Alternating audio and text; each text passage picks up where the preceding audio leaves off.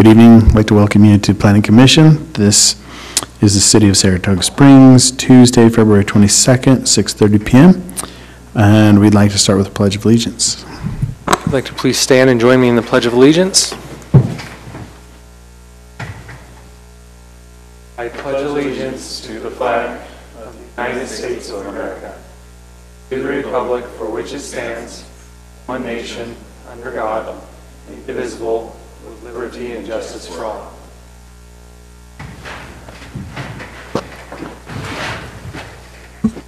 Thank you, Commissioner Chapman. All right, let's have roll call. Sandra Steele. Brianna Brush. Kirk Wilkins. Ryan Chapman. Ken Kilgore. Troy Cunningham. Brian Miller. Meg Ryan. And David Stroud. All right, and we have a quorum.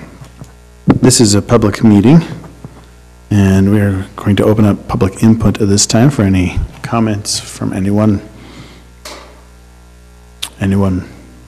Since there aren't any, we'll close public input at this time, and we'll move on to item number 4. This is training from the Utah League of Cities and Towns, land use training, and we'll turn the time over to Meg Ryan, who is the manager from the Land Use Academy of Utah. Good evening, thank you. And I understand from Nicolette that you now broadcast on YouTube. So I actually have made it to the big screen. So maybe this will boost the YouTube standings if you just put Meg Ryan in Saratoga Springs. I don't know. So maybe not. But I've seen a few of you before, and I am Meg Ryan from the League of Cities and Towns. And I know we have some older faces, but some newer faces. So if you wouldn't mind helping me, let me know how long you guys, when you guys were appointed, just so I can help understand the levels you may have had. 2012. Okay. Veteran. Last year, last August, September. Okay. Welcome. I guess this is year 5, Okay.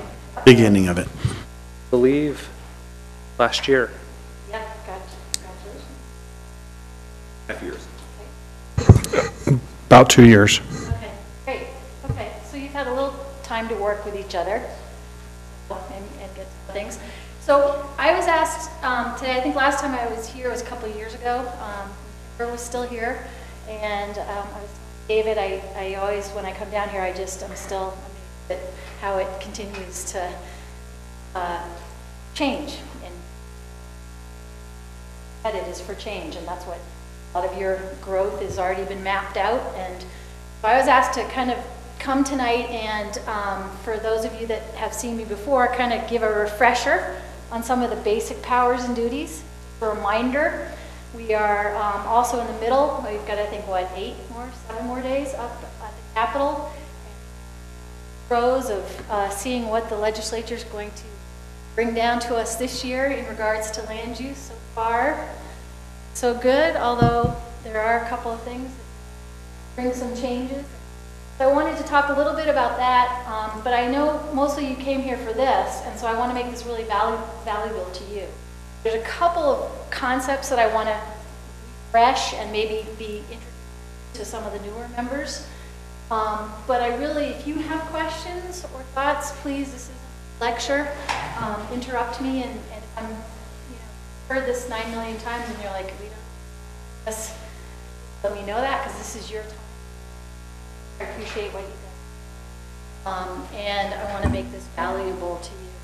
But a lot of these concepts too, just to, like last night I was in Bluffdale, and next week I'm going to Apple Valley and Hilldale, and after that I'm going to Sandy. So I go throughout the state, but a lot of my message has the same fundamental basics, because the state legislature gives those basics to all of us. And those are, think of the differences in all of those communities, but we all have the same framework. They all give us that same basic marching orders, and then we at the local level decide on how we interpret it. So that's where I really want to start talking about. Why should we even care? Yeah. Meg, could you, just for the people that are tuning in, could you hold a mic? Because I don't think our mics extend out to that part. I will give it a a shot. And Awesome. I'm sorry, I'm a pacer, kind of. I can't stand still, so let's see how I do with this. Does that work? Okay, so excuse my awkward pose. Thank you, Chair. So why do we care? Well, we mentioned before about the Utah State Legislature, and since 2005 and 2006, there's been a lot more changes, but there's been over 40 substantive changes to land use law. And we, you know, and right now we have a couple of bills up there that are going to make some changes again, some to do with our general plan, some to do with our actual, how we process permits in the city, and then hopefully not the one bill, which is kind of the scariest, which I don't know if you guys have heard about, but it's HB 175, which we thought we had conquered, but now is resurfaced, which is the nature of these last few days in the state legislature, and that is what is called an oversight committee. And yeah. Well, wasn't that yesterday that it was? Died yesterday, back today. Circle today. Yeah. Oops, she's got it. Right, and so you're all somewhat familiar with that, and that's sort of the basis tenet of what I'd like to make a point of, is that we are creatures of the state. And so the framework that I talked about that they're going to give us, we need to make sure that we're adhering to that framework. Because for a couple of reasons, well, and one is that they can take that authority away to make these decisions at the local level. And we've seen in the last few years that kind of resurfacing.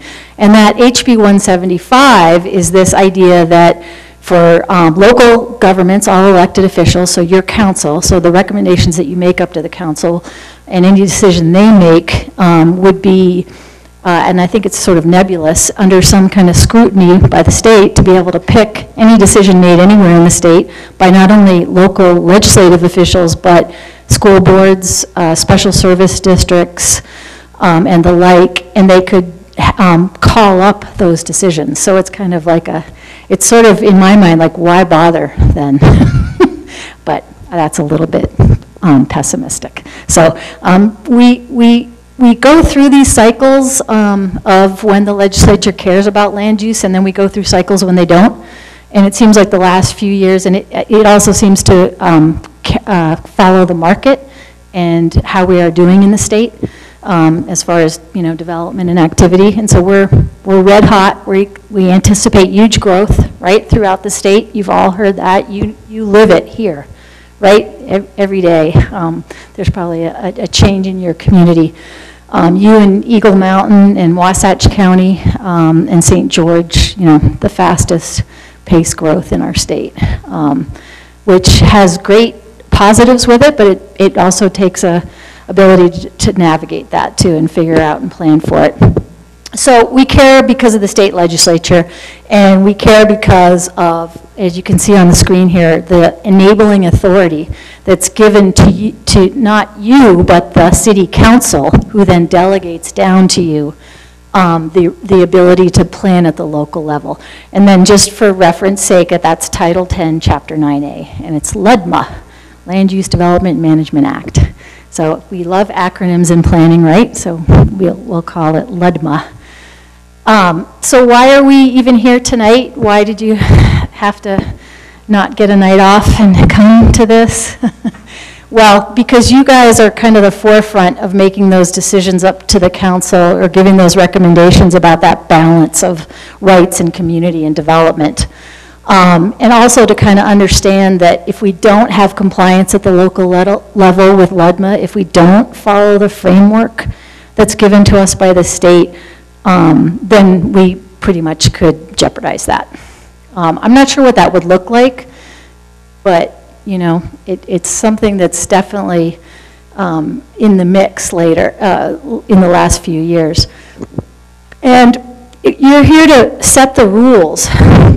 So the state is giving us a framework, and then they're saying, you guys, as the advisory body, to the legislative body, you know, do that groundwork, figure out what policies you think might work, and then the council ultimately makes that decision, right? That's why they get paid the big bucks, is because they have that ability to take your advice and decide that they like it or don't like it or want to modify it.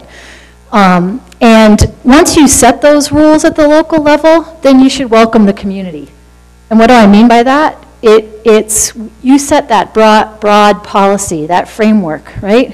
What zones are we going to have? How do we think stuff's going to be developed? I was talking to David earlier, and it seems like to me, and you guys know this better, but a lot of the growth that you're going to see has already been approved in the sense that it's acknowledged or platted or a preliminary approval agreement or development agreement, but it's coming, right? It's not like whether it should or shouldn't. That seems to me a lot for the majority of the future development in your community. It's coming, it's done, and now it's the sort of second review level that maybe you guys will have, or ultimately the council. I'm not sure how it works with some of those development agreements in your community. But, so it seems like your role is a little different then. So you know that policy decision's been made, and then really what is your responsibility to process that through? And we'll talk a little bit about that more. Really, where do you fall in that realm? If we ignore and just plod along and don't acknowledge LEDMA, that's what I think we are going to be, like that cow. We just get blown away. And so that was my one wake up, if I haven't lost you guys already. She was wondering earlier why I had a cow in the presentation. But it's just, I don't mean to be draconian, I don't mean to be alarmist, but it's real. And we just all, in all our communities, once we set our rules and our ordinances, and we still have that discretion to do so, we need to follow the process that the state gives us. So here's a quick quiz. And some of you probably all know this, but let's just go again. I said this is kind of basics. Okay, one, I'm not even going to ask because you guys know. Two, okay, somebody tell me what a land use authority is, please. There's no wrong answers. It's just.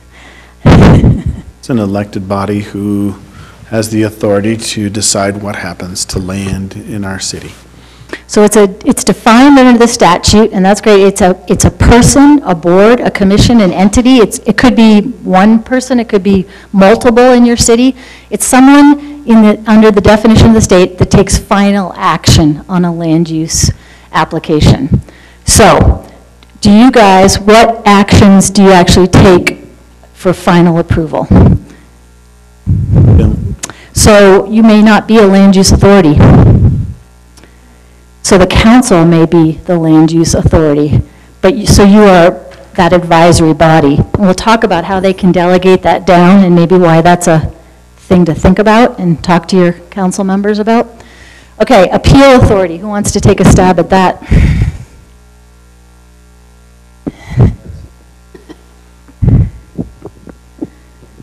How can I put it in words?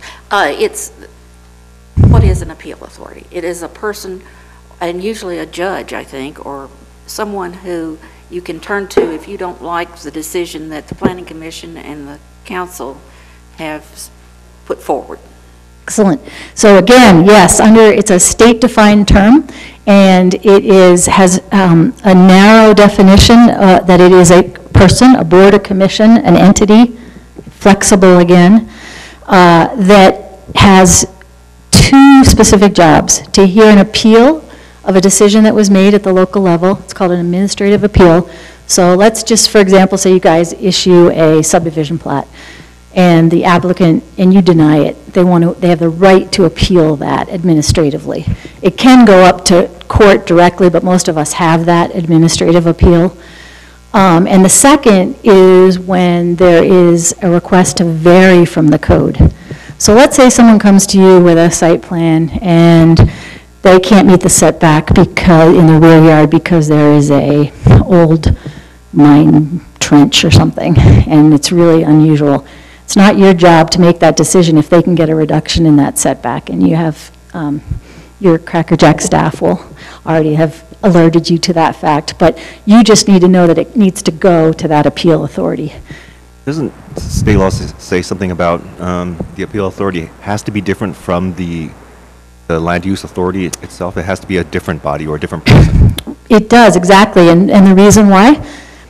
You can't hear an appeal of an action that you made a decision on, right? That wouldn't make any sense. even though we do that with our kids, right? They appeal to us even, we tell them no. But can't happen here, so we have to separate that out. Would you go over the criteria that you need for a variance? Yeah, I will. And you know what? I'm going to super speed ahead because we will just take care of this now while we're talking about it. And let's talk about that. So appeal authority, there's the definition. And again, it can be flexible. So what do you guys do here, David? How do you guys, do you still have a board of adjustment, or did you? Okay. So the hearing officer doesn't have to be a judge or an attorney. You can have if you had, like, a lot of people used to have board of adjustment, if you had one good person there. Really, you have to know those state criteria that you're asking about. And I also want to refer to, on the Land Use Academy of Utah website, under publications, we have the handbook for appeal authority, so in case you're ever curious, you can look up those standards in depth. But let's see here. So the 5 criteria, and I'm not going to remember them all by heart, because we do a separate training for appeal authorities. But the criteria basically say it can't be a self-imposed hardship. There has to be a physical or a unique constraint on the property. So my earlier example of the mine shaft. It can't just be, oh, I put up the carport in the side yard and I've made a mistake, and it could really be built back within the setback. It's not an economic or self-imposed hardship. And then the other criteria are that it meets the intent of your general plan and that there is substantial justice done, which I never understand what that criteria was. But so there are 5 criteria, and you have to meet all, not 1, not 2, not 3, 5. But that's your appeal authority's job to take care of that. So who determines, so for us, if we have something that comes up as an administrative action and it doesn't meet the code, regardless of why it doesn't meet the code, our vote is no. And so and then it goes to the city council as a negative recommendation. At what point, and who decides that it's worthy of that appeal? Is it the applicant, or is it the staff that says we have an extraordinary circumstance and this is where it's headed? How does that work? The applicant would appeal a final decision by the land use authority because they're the ones adversely affected. So really, the appeals are against your decisions. So I know that wasn't the 5 recited verbatim for you, but really, the point is they have to meet all 5 of those, and it's rare, it's hard. Well, and I'm going to ask if we made a mistake, and I don't think anybody else was on the commission, but there's a subdivision that had been mined before, or they blasted it, thinking they were going to build on it. Well, they didn't, and a new developer came in, and the way they had to get the houses in there, they could not meet the standard setback. And so we were asked to allow them to go to a lower or less setback. We did, and it went forward, and I don't think it ever went to appeals or a variance.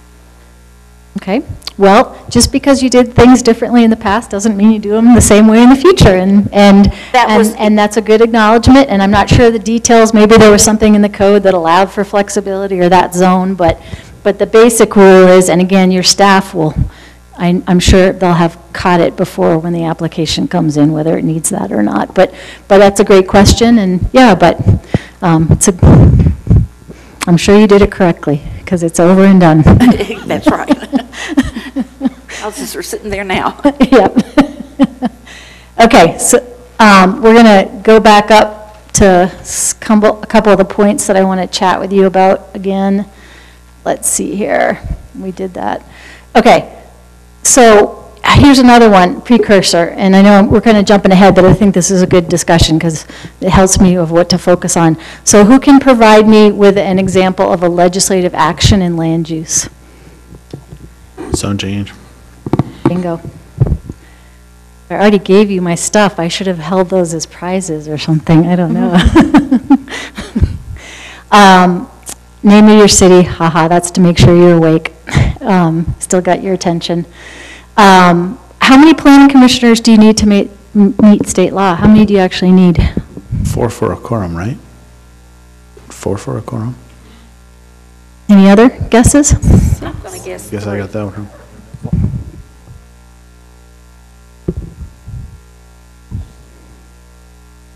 I'll say 7 because that's what we have, and I don't think we do more than what was required. Yeah. So, again, flexibility, you can have one. So you're required to have a planning commission, but you can have one person. There's nothing that 5 or 3 or whatever, that's all up to you guys to decide how many people you have, and not you, technically, you make an advisory opinion up to the legislative body. It's ultimately their decision, because that's where all the source of authority lies. But that's that flexibility that was given back now, what's 2005, how many years ago was that? A long time ago. It said, you guys know how to administer things best in your communities. So for some communities, maybe 1 or 2, or 2 would be tough, 1 or 3. But maybe that makes sense. Maybe staff does a lot of stuff. Or maybe in other communities, there are no staff. So it makes sense to have a big planning commission. Again, the state's saying that's where they're given the discretion. You guys figure it out. So there's Does that one commissioner broadcast their meetings? We don't have any that have one, so we haven't gone there yet, but I'm just, that's the flexibility. So here, it's 4 as a quorum for us to have the meeting. Yeah. But that's at the city level, is what you're saying. It's Yep. not, that's not state law. Nope. Well, the quorum is based on the numbers, so, but the number you decide is yours. Interesting. So, This commission used to be 5 with Yeah. 2 alternates. yeah. So, does it work? Doesn't it? Maybe it's a discussion point. I don't know. That's for you guys to make ultimately one of your jobs is to, and we'll talk about this, is to give advice and recommendation up to the council on that. So that's within your purview under the state statute. Okay, so education. So I've been here before. I will, hopefully, if you appreciate tonight, hopefully I'll be back sometime in the future. I don't know, we'll see. But it's education, and what do I mean by that? So even for you guys who've been on here a long time, and even the newer ones, every night, well, we don't have anybody here, but when you have items, right, and people, I'm sorry, I didn't see you, hi. But typically, you have public, and maybe you've seen them a lot, maybe you've never seen them, right? You're always going to have a different audience, you're always going to have people with a different knowledge level. Your knowledge level always change. I always say it's a two-way street. One of the biggest jobs you have is to listen, right?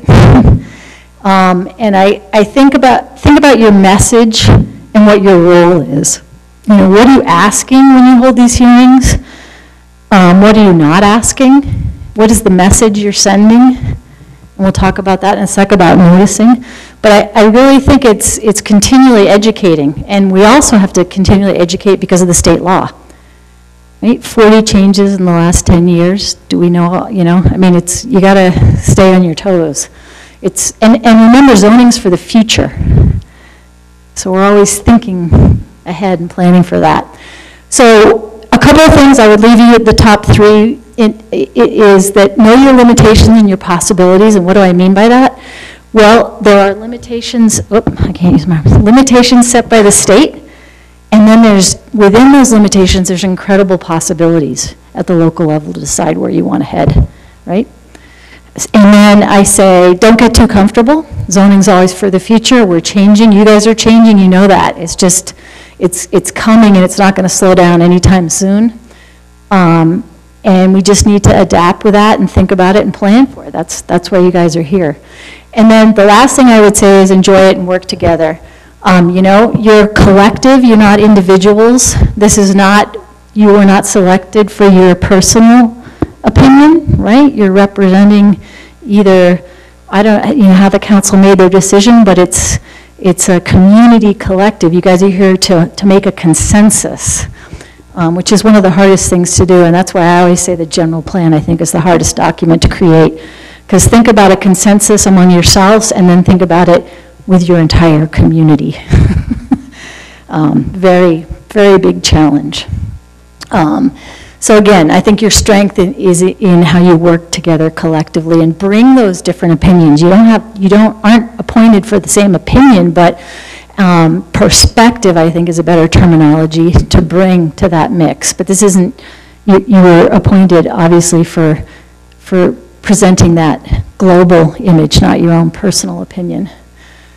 Okay, here's the quick primer. This is the governmental food chain. Just a reminder, I know I've already been having dark storm clouds and saying that woe is coming, we're all gonna, Earth is ending, but here's where we are on what I call the governmental food chain. So we think the Saratoga Code is, that's all we need to know, right?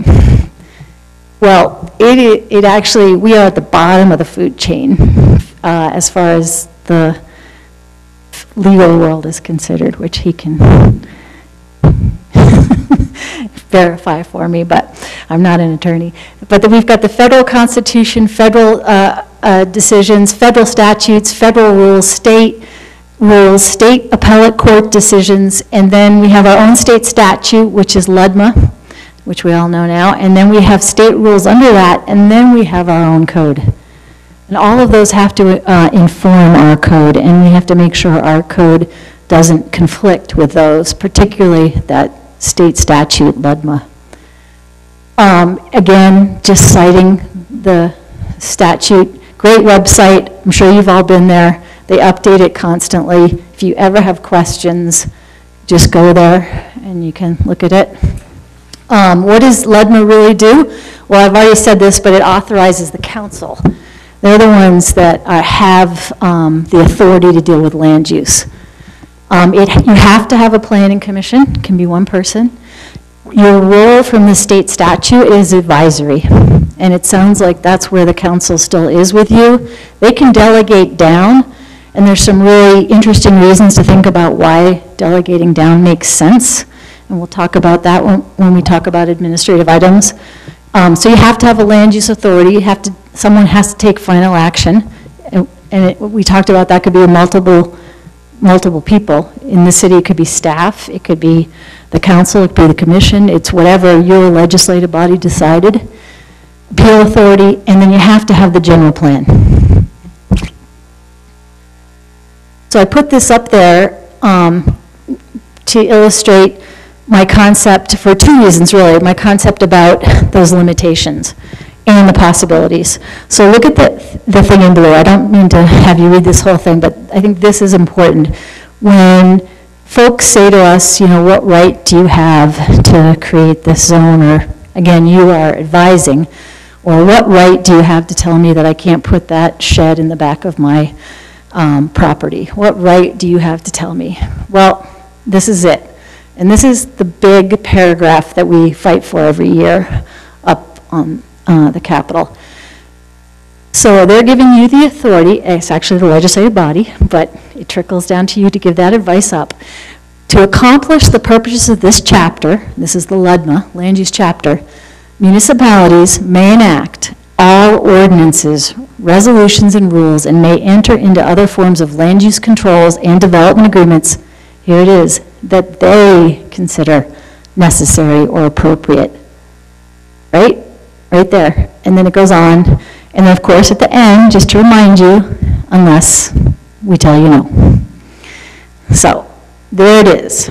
There's your source of authority. The city council has that incredible ability to do that. And we want to maintain that. So, some of the things the state's going to ask of us is transparency, is following. You're going to have later the Open and Public Meeting Act training. We have traded efficiency for transparency. It's a famous line of our Dave Church, our legal counsel for the league. But we do everything in public. We make our decisions in the public. We have minutes. We are on YouTube or whatever we are on, right? You make all your decisions in public. You deliberate, and so that's sort of one theme, is that we have a little different perspective. We also have to write it down. This may seem silly, but this was just done a few years ago, and we have to abide by it. That may seem even sillier, but we weren't doing that. So these are those few limitations that our state is giving us. You got to write it down. You have to abide by it. You have broad discretion to regulate, but you need to follow your own codes once they're written. You need to follow the noticing procedures and your records procedures. Let's see here, what else? The biggest one is this last one, and we'll talk about this HB 232, which was last year's session, which really just clarified what's been in the law for a long time. But if we don't use plain language and make our codes clear, so in other words, objective, not subjective, and I'm sure you have nowhere in your code where it says the Planning Commission at its discretion, because that was old language and we don't do that anymore. Again, you guys set the rules and then you would really administer them or make the advice to administer them up to the council, right? You're not setting, setting, how can I phrase this? You're not deciding whether they should or shouldn't. It's already decided in your code. You're just applying the code and moving forward. Sometimes you're making recommendations on new policy, but you'll never take the final vote on that policy because that's the council's legislative discretion to do so. But this is what was put into the code, which is this plain language. But the bottom line is if there's any ambiguity in your code, the tie goes to the runner, which means it falls in favor in the courts and in decisions to the developer, to the applicant. So the onus is on us to make sure that our codes are clear and objective. And in land use, sometimes that's hard, but that's why the development agreement tool, which I think you guys use a lot here, would that be fair to say? Gives you more of that flexibility because it's a negotiated contract. But in your existing code, one of your jobs is to look at that code and make sure that it's clear. If you don't know how to administer it, how do you expect the public to understand it? How do you expect the public to be able to just process their rights to get that permit? Because you've already decided that they have those rights, right? You're just administering it or shepherding it through. I have a question on that. Yes. Does the city council come under that where it shouldn't be in our code that it's at their discretion to do certain things? In 99% of the cases, there shouldn't be any discretion. It should be pretty clear. But development agreements are a different animal because, again, it's a negotiated contract. So really, there shouldn't be a lot of language in there that gives a discretion one way or the other. It should say either you're entitled to this or you're entitled to that, and here's how we process it. Okay, I'll ask a specific then. Yeah. We have something in our code that there's certain land uses that we don't have a parking standard for. And they say that it's up to the Planning Commission and the City Council to decide what the parking will be. Okay. Do you have some criteria about how you make that decision? Is it based on, location or circulation or lot size or something that helps you navigate that decision? Or is it just? We have that shared parking can be in that. Still rather vague, though. So the grayer area is, and this kind of is like the conditional use permit, but I won't lump that in here, but so you can have, if you put some criteria to navigate that choice for you, some again, limitations or a framework, saying in this case, if we have X, Y, and Z, then we can look at some flexible parking. So that's good, right? Because you want to, maybe sometimes it's not great to have it be so rigid. Maybe you have a zone that's more flexible. There's a market flexibility zone in South Salt Lake that they're trying, which tries to build in flexibility to zoning, which is hard because zoning is rigid, right? It's this or that. But I guess my advice is if you have criteria that you can use as a framework to making that discussion, then that's okay. And why is that okay that there's a framework? Because you have to treat everyone the same. So if it just says, we shall decide, then how do you know where's your boundaries of, is that just because you feel like today that they should have 10 spaces? It's not based on any evidence or principles, or is it tomorrow you want 15? You see, that's more subjective, right? So objective criteria that give you a framework. So shared parking. We shall consider shared parking if, there's a shared drive, if the use closes at 6 and a new use starts at 7. You know, there could be criteria, and I'm not sure what's exactly in your code, but the more that you can, it's a dance, right? You don't want to give yourself that broad, we'll just figure it out and let you know what we decide. But there's more criteria that you're going to apply. And so that's also with due process, so that each person comes in, says, okay, at least I have the same boundaries for you to make your decision. It's not just your personal, you know, thought of the day, if that makes sense. Does that help? I know I'm not being super clear, but sometimes flexibility is okay. We want that, right? I have a question. The land use authority that, or the state law that gives us the authority to create, it gives municipalities the authority. It says may enact. Even that's a bit. So I just wondered. It doesn't say shall enact. Right. So are there municipalities within Utah that haven't enacted based on that flexibility, actually? Right, so great question, and I'm going to skip ahead here for a second because I want to, where do I have that slide? Let's see. Hold on one second. Okay, yeah. So here's under the state statute, and this is leading to an answer to your question.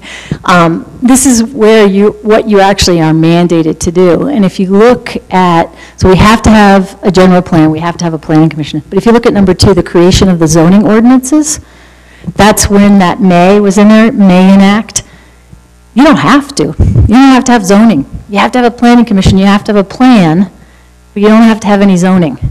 So they're still leaving that at your discretion. So we have one municipality that repealed all their zoning a few years ago in the state of Utah, and within 6 months after abandoning all their codes, they realized, oops, maybe that's not such a good idea. It's like, so the land use ordinances are like a tool then in order to enact the mandated components. Yeah, and your vision, that general plan, and to shape your own destiny. So you can certainly not have zoning, and then I guess the county would approve for health, safety, and welfare building, permits. But again, we have a history in the state of trying to decide at the local level what we think is right. So that's a great question, and let me just go over this since we're here. I know we're jumping around, but this is good because I think we're getting hopefully to what you want to hear. You have to have the general plan. You have to have land use, transportation, and housing. Towns are exempt, but you guys have to have that housing. And we actually just had a discussion with Mark up there last week because there's a housing bill that's going to strengthen the facts that you have to present in your every 2 years, you're going to have to submit, you have to submit a report to the Department of Workforce Services where the housing division is in. And they're going to ask you to really look at, in that housing element, what kind of housing is provided for a range of opportunities for folks, for seniors, single, low income, medium income, high income, the range. We like to call it cradle to grave. Like, what is the range of opportunities? And it's going to be interesting with you guys because, again, the growth that you have and projected, it'll be interesting to see where that is. So, whether you have a lot of growth, but is it necessarily affordable? And that's the big question, what is affordable? But that may be something, I don't know, does the council typically have the final, like, does the planning commission get involved in the review of those elements? Yes, Yeah, yep. Okay, so you guys will be seeing that, and that's a, thing to balance with your growth. And then the third area that you're mandated is to give advice to the council. Like, how should we process things? What makes sense? Should we have one planning commissioner? Should we have 52? Should we have no appeal authority, one appeal authority, a board? Should we be maybe approving some of this more administrative stuff? Do you, the council, really need to see all this stuff? That's exactly what that third line item is. You give your advice. And again, that's why you're appointed, not elected, because advice can be given, taken, or ignored. You're advisory.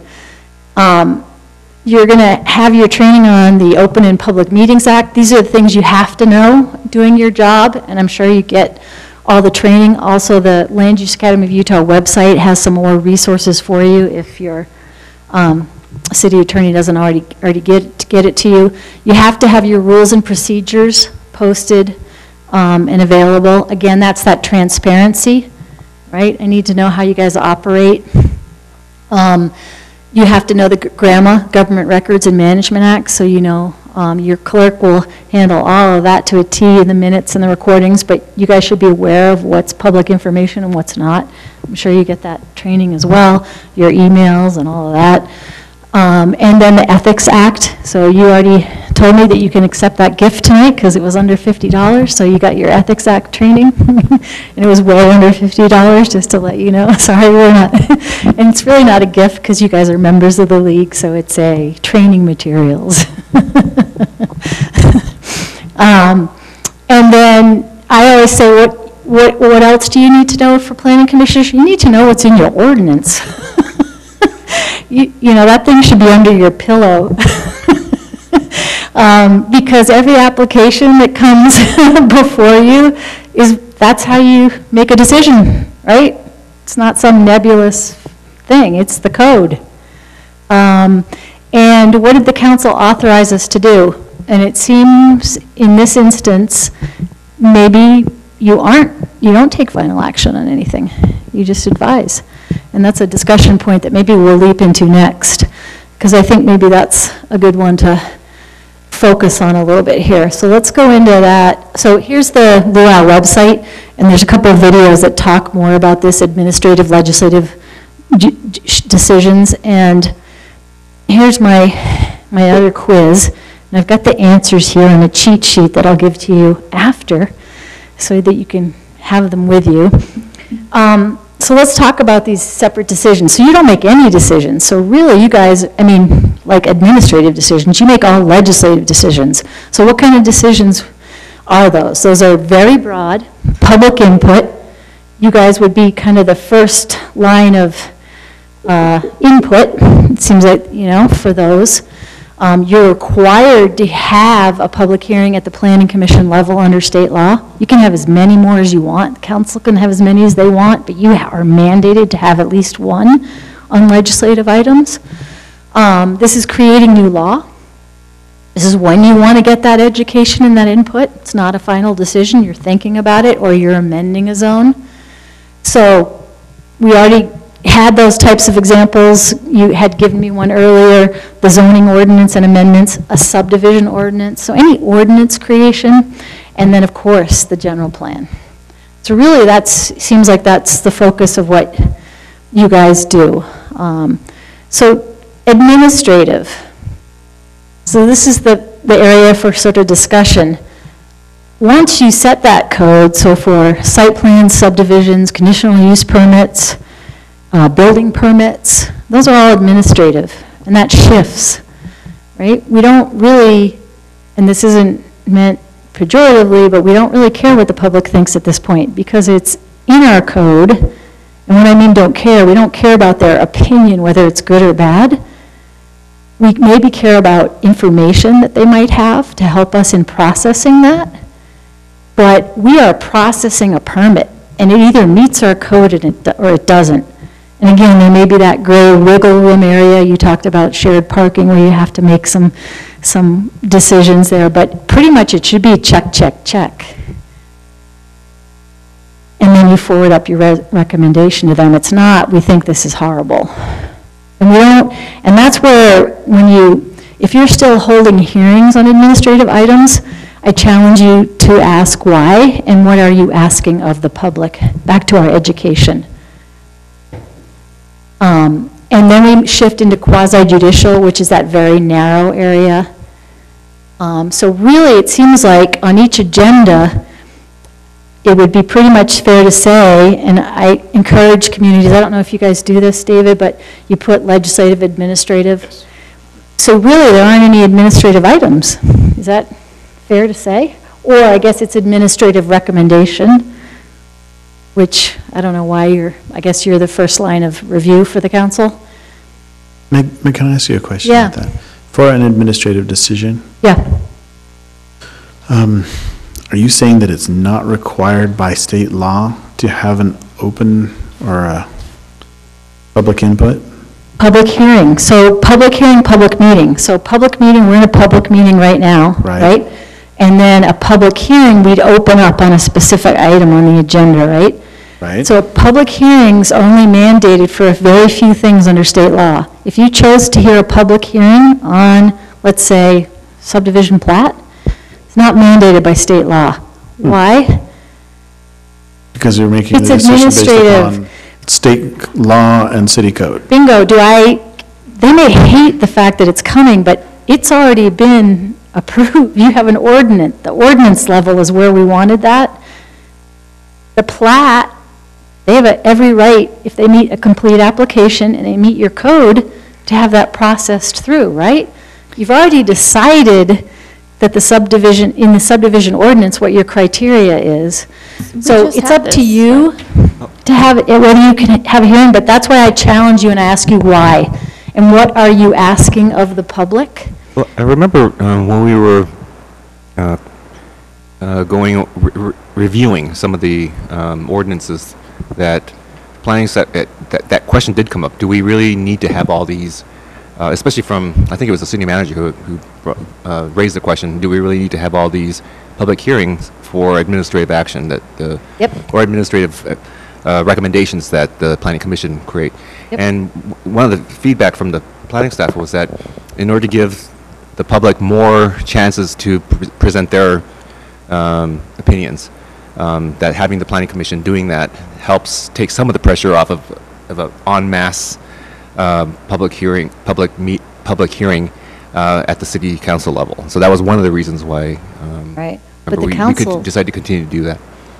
okay, and that's fair, you can decide what you want to do, but the council doesn't even need to have that hearing. And that's why I'm saying we're seeing more of the shift down, and the reason I'm presenting it and putting it as a seed is because also, and you guys were the poster child for this, but in the legislative arena, any decision they make can be put to a vote now, right? So not only do we have the state maybe coming in making decisions, now we have the citizens who are coming to maybe overturn legislative decisions, but administrative decisions can't be overturned, and he'll correct me, I'm not the lawyer, but they're very rarely decided in court that an administrative decision is wrong, right? Or something like that.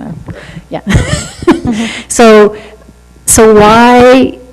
here's that big debate, and I just had this last night in Bluffdale. So they have a conditional use permit, and they notice 1,000 feet, and they hold a hearing.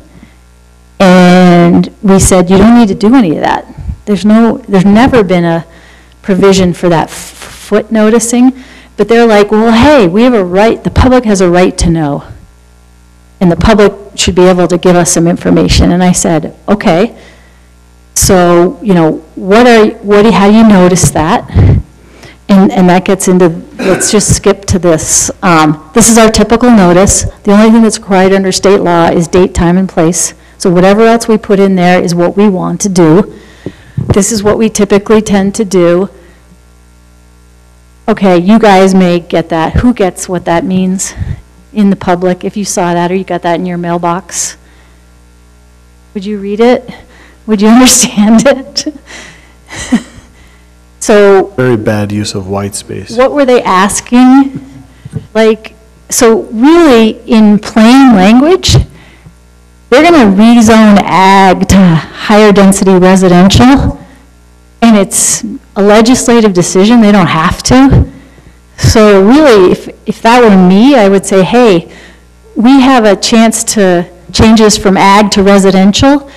It's a policy discussion. We want to know what you think. And here's maybe some things to think about. Come and talk to us. Maybe they didn't want anyone to come talk to them, so that's why they put that there. But we give what we get, that education thing. So if you're going to ask, my point to Bluffdale, let me see your notice. And the notice was like, we're holding a hearing on a permit. So right away, hearing, and some people even put to deny, to approve, which you can't deny conditional use permits, which is another subject. But really administrative items you can't deny. So I challenge you, if you do that, and that's fine, you know, again, what are you asking of them? You're not asking whether they like it, and then you're going to get into that shouting match.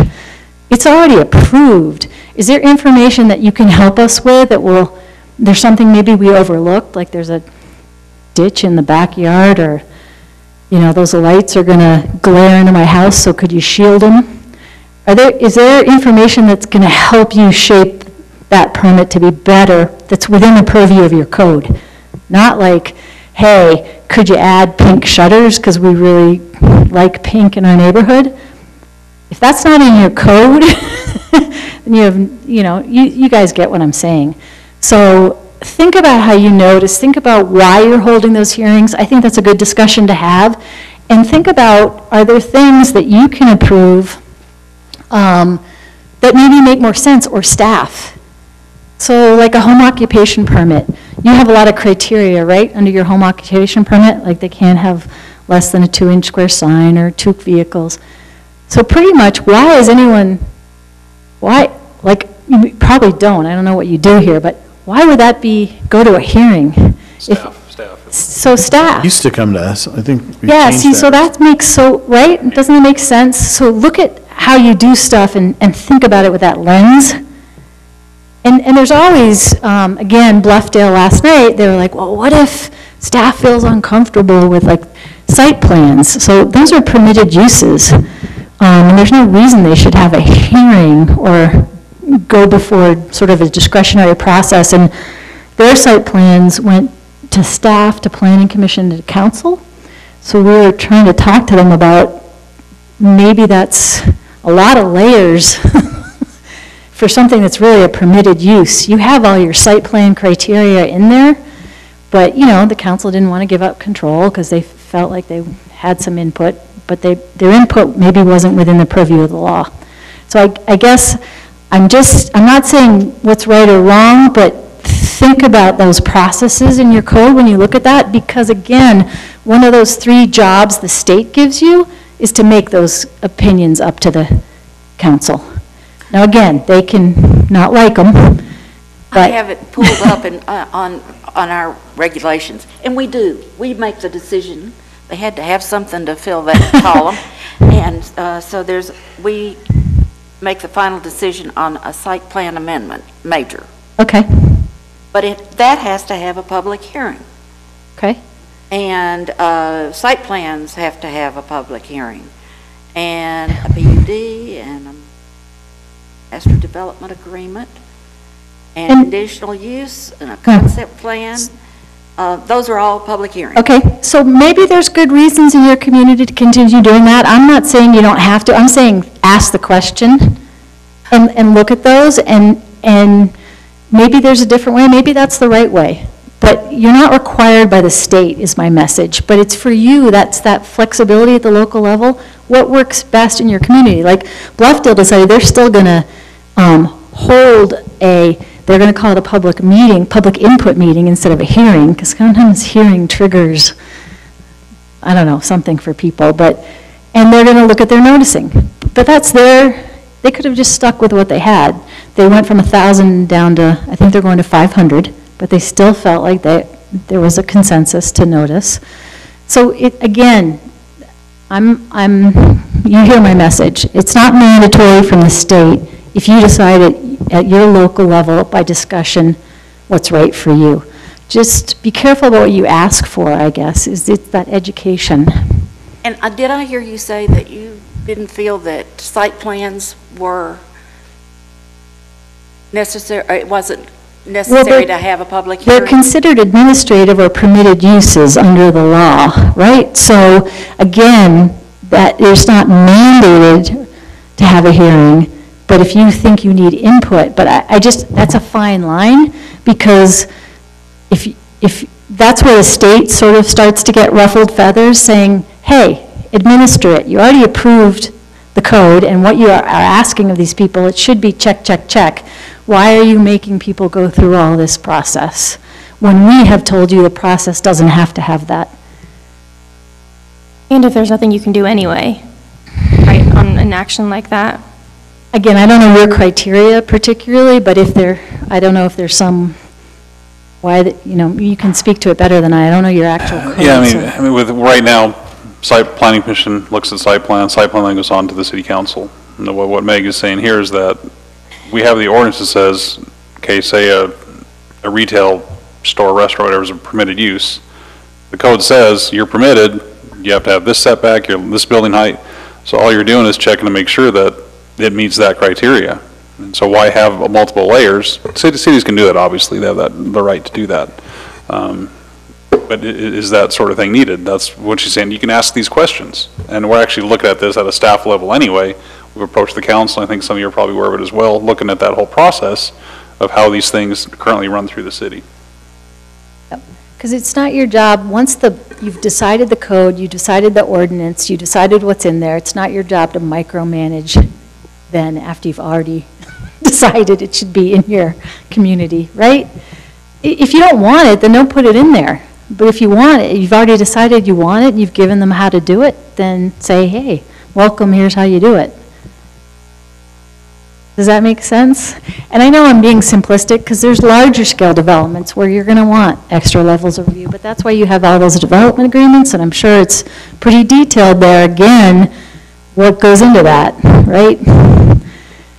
And I think that's where you guys, I mean, it seems to me how much actually, it seems like is that where a lot of your site planning stuff is from those, or what do you see mostly? What comes before you guys mostly? Site plans and preliminary plats. And there are sometimes variance requests to community plans that if they're major enough, then they come to us. Yeah. But that's legislative, though. That's legislative. Yeah. We actually see quite a few administrative Okay. actions. Yeah. So if I were king, and just knowing, because I just got down from the Capitol and unfortunately been up there talking to them more than I care to, but I would say the more that the council can trust their staff and trust their codes and let the staff and planning commission administer these things, the better.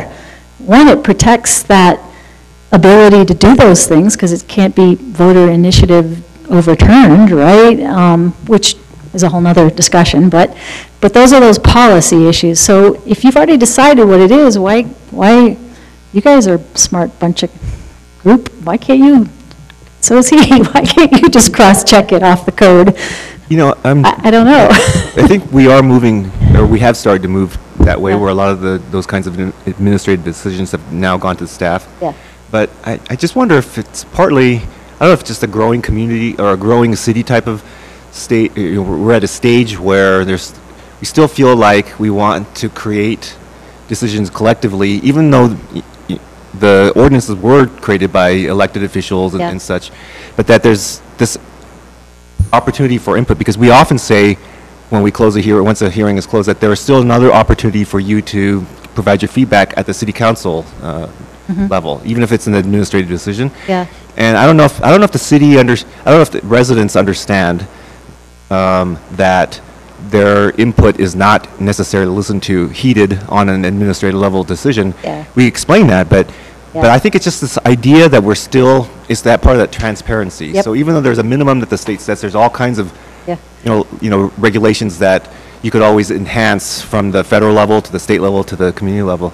Yeah. And we're still at the stage where we feel like we want to believe, even if it's not necessarily true, that everybody has a say, even in things that have already been decided by law. Yeah. So Yeah. maybe that's what it is. And that's fair, and that's Bluffdale's same deal. And again, that's absolutely fine. Maybe there's a little streamlining. Maybe it just has one hearing, and then maybe the council can always elect to hold a hearing. Well, and having said that about if it's really controversial, but they don't have to be So you could leave that as a flexible option in your code, that there's one, and that maybe there's flexibility for them if they so choose, but it's not mandated under your code. I don't know. Yeah, because even having said that, okay, maybe it's because we're a company that's growing and interested, still, I mean, even if we were a city of 6 million people, Yeah. if somebody doesn't like something, they're going to come and complain about it anyway. Right, So I guess yeah. it's really a matter of education, Yep. telling them that you could complain, but it's really not going to change it, unless you change the city council members and change the people who make the laws. Right. It's really not going to make a difference. And that's it. It's ultimately the vote, right? The elected officials. And that's why I said education earlier. And it's the job that keeps on giving, or whatever, the task that will never end, because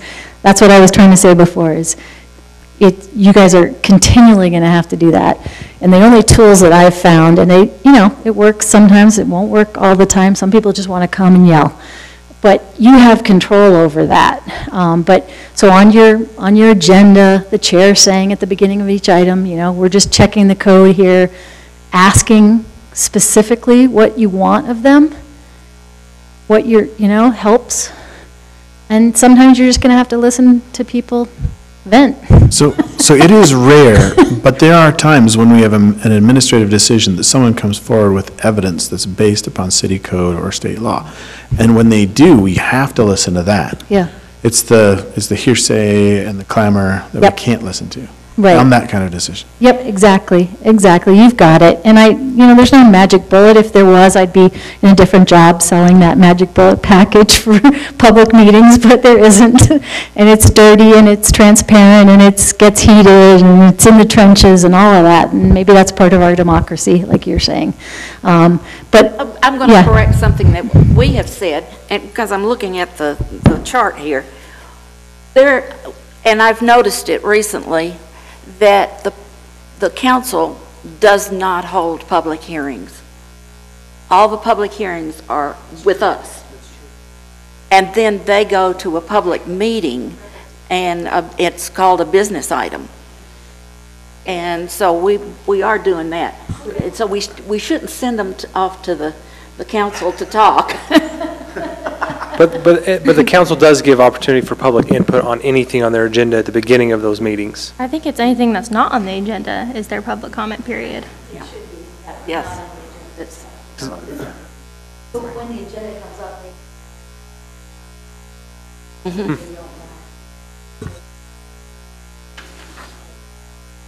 I think your mic turned off. Maybe it died. I haven't had to do it. You could try to stretch that one with the wire. Hopefully it'll go with you. Or is it attached? It's attached. Oh, I'm sorry. Okay, so I'm bouncing around, and I want to, give you what you need here, but I don't want to give you stuff that you don't need. So so this was one from Sandy on those notices that I thought was a little better. It was telling there was a code amendment, and here's what we wanted. This is what I think, this plain language, and the best one I like, and you probably can't read it, but this is from Emery County, and this is Taylor's Tub and Grub is holding a public meeting to discuss a conditional use permit to allow Doug to expand his woodworking business and build a suitable garage on his property. Hey. And then the meeting's taking place after the town council. This will set the groundwork for Doug to do some other interesting stuff. Any comments or complaints will be accepted in writing. No phone calls, please. So, is that pretty clear? Yeah, that's pretty clear.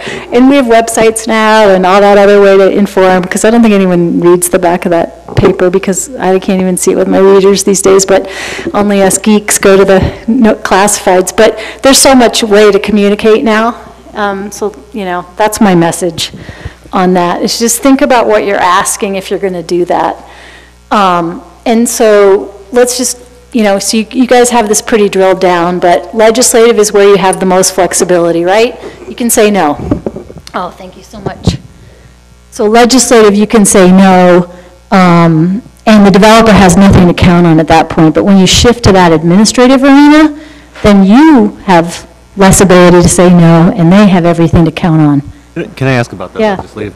So very often our attorney advises us that even when we say no to a legislative action or no in a legislative action, that it has to be tied somehow to the code or it's specifically a safety and welfare issue, and those are basically the parameters that we're allowed to operate within. Is that? Yeah, so that's good advice. You always want to have findings, but you have broader discretion at that legislative level to do that health, safety, or general plan. But administrative, if you deny, you got to tie it exactly to section .24 of the code because it does not meet the requirements. Whereas if it's we advise against this rezone because we feel it's not within the character of the general plan or the general, it's much more ethereal, but you still should have some reason. But you have a lot more flexibility in that arena. So yeah, great to always have findings and conclusions and conditions because one is a gift to your future planning commissioners, but two, just because, you know, that's kind of the process that we're asked to follow, is that transparency. I thought it was interesting that in the reading it said findings were even more important than the decision itself. Yeah, because often, especially if you're doing like a permit, like you guys, or the council, right, that conditional use permit runs with the land, so that's a long time, and you want to make sure you have a record of that. Also, when you change zoning, and then people become non-conforming, there's a record. So keeping the record is super important, because you're dealing with a property right. So it's important to have that on the record. Okay, I don't know where we are anymore, but let's see. We went mostly over that. So let's just talk about again that change last year, the plain language, but you also had to codify your engineering standards, and then just reiterated that you have to comply with state law. So they were kind of ruffled feathers. They're saying, hey, we gave you all this stuff in 05, 06, 07, 13, 14. Where, come on, guys, adhere to the things we're asking of you. And a lot of communities are now. We just did a survey of how many people are updating and looking at their codes, and I think we had over 160 respond that they are. So I think we're getting the message that we need to do that. And it's constant, right? It's constant, I think. Can I ask something? Yeah. It's only adjacent to what we're about the training, but along with what you're talking about, specifically about HB 175. Yeah. Do you know what the reason for what prompted that kind of an oversight committee? Is it that cities in Utah, or municipalities in Utah, are not doing what we're supposed to based on that, or is it more something external like the sanctuary cities type of thing, where the state wanted to have control over that, not allow individual cities to make those kinds of decisions? Yeah, so I can only tell you what the trickle down I've heard, so I don't know for sure. Cameron's been dealing with that and could answer that better, so feel free, or Rachel, to email them or ask them that. So I've heard a couple of things. One, it's because, how do I put this delicately?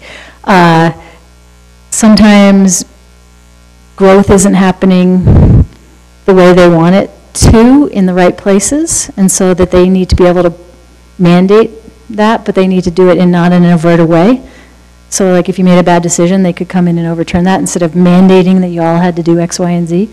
I've heard that it's because of all the audit issues over the last few years with all the special service districts, including our own organization, that unfortunately had those issues, that they don't trust all those special, we're talking, it encompasses school boards, all special service districts, so that's fire, water, sewer, mosquito abatement, whatever, ditch digging districts, all legislative bodies in the state of Utah. So it's very, very broad, but it's kind of the message again, we don't trust you guys to make the right decision. But that's my sort of spin on it. I don't know exactly if there was some one thing. I heard too that, and I have not read the bill, but I've been told that if they do disagree with something we do, we recommend, that then this oversight committee has the power to either have a semi-trial, and we could be held liable and criminally liable and all of that. Is that true? Well, it's like the first one I saw was super vague. That was part of the problem. It just said, yes, they shall have the ability to review it and take action. What action, yeah.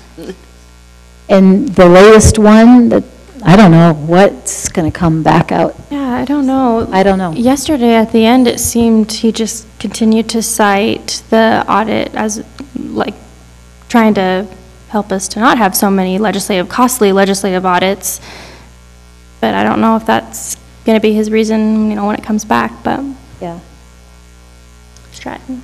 What I was concerned about is that if they can take action against the bodies or individuals, it's going to be hard to get anybody to run for office or to volunteer for planning commission if they know that somebody, some developer could get a bee in his bonnet and.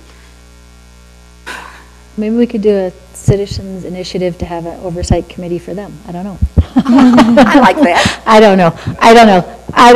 It's that's our government, that's the process. They have the right to go through these things. It's in the democratic process right now. There's lots of opposition. We're opposing it along with hundreds of others.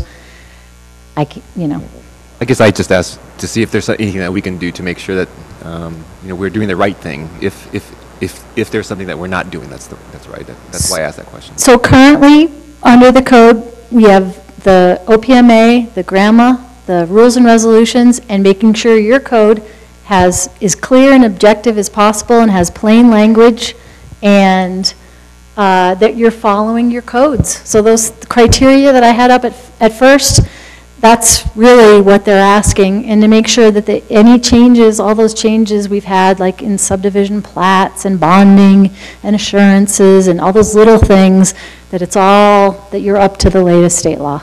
That's what they're asking, and that's our responsibility to, I think, to retain that right to have the discretion. So that's my main point to you guys.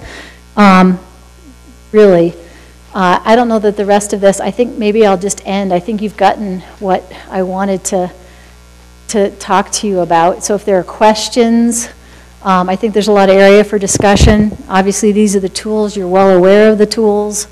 Again, you're mandated to have that public hearing. You do, it sounds like, and more you can decide. This is all the stuff that you've learned and all the rules and regulations.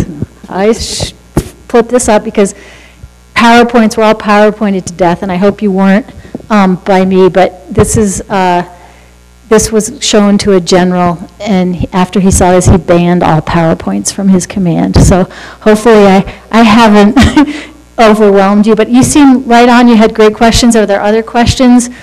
I appreciate the dialogue because I think that gives it more value. We're here to help you. There's the Land Use Academy Utah website as well. If there are some things that may help you on there, we're available. You guys have incredible staff, so you're very blessed to have that because a lot of communities don't. I would just ask one question, and that is, do you have anybody that is giving education on signs after the Reed versus Gilbert? Yes, so the Utah organization that at their conferences we did do that. They're having their spring conference come up, but there's also the listserv on there. So, but the APA conferences are where they kind of drill down to those specific topics. So I would look to that. I'm sure David can also help you get that information that you may need on that. I think they're doing another one on lighting this spring. That's where they get kind of into the micro issues on particular topics. I just wondered, it has become such a legal issue. Yes. Yep. And all kinds of opinions, but it's going to be the legal opinions that actually hold water. Yep. Yeah. Great. Any other questions? Yes. Yeah. Is there any statutes or administrative rules that govern a transfer of wealth with any rezone? So I remember back in economics, there's a case study we had to do where regional commercial or commercial is generally more valuable than agricultural. And so surrounding zones to that, if you were to rezone, and then, it wasn't necessarily a problem if you went to a zone that was more, worth more money, but if you went to a zone that was worth less, then it's borrowing wealth from the adjacent zones and dragging that down. Is there any? So there's nothing in the statute, and it actually speaks to the fact that you're not in the business of creating, although we do, because we make land use decisions, which therefore generate economic development activity. Ultimately, that's the council's discretion. That's that broad authority under that legislative power that to say what those zoning areas are. Not your job at all. There's no criteria for that in the state. Obviously, when you downzone or upzone, you're creating those opportunities, but it's not a criteria, so to speak, under the statute for land use, if that answers it directly. Obviously, it's ancillary, right? Because when you create those zones, you're creating the economic opportunity for growth. But there's not and again, that's the legislative decision, the policy decision that the council will make in creating those zones. But it's not in your purview to make those decisions that we're going to lessen somebody's property value, so we shouldn't do it. No, it's the bigger picture. Am I not mistaking the question? I think so. Okay, So if I have 5 acres that's, zoned commercial, that's worth more than if I have 5 acres that is worth agricultural. Depends on where I was just going to say that. Here, maybe. In the middle of the desert, not But so much. In the middle of the city. When I go to Apple Valley, we have farmland right now. it'll be different. Yeah. Okay. I didn't know I had the boss behind me, you guys.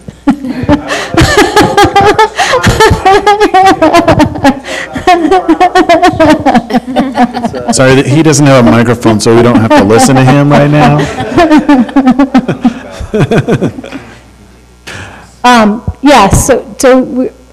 Was I, I didn't mean to cut you off. Okay. Okay. Any other questions or? Okay, so we're here as a resource, whatever we can do to help. You guys are in great hands, but if there's something that we can help get for you, please let us know. And thank you for the time tonight. Meg, thank you for coming tonight and for giving us all these resources and this training. We really appreciate it. Great. All right, thank you. All right, we're going to take a 5-minute break, and we'll be back.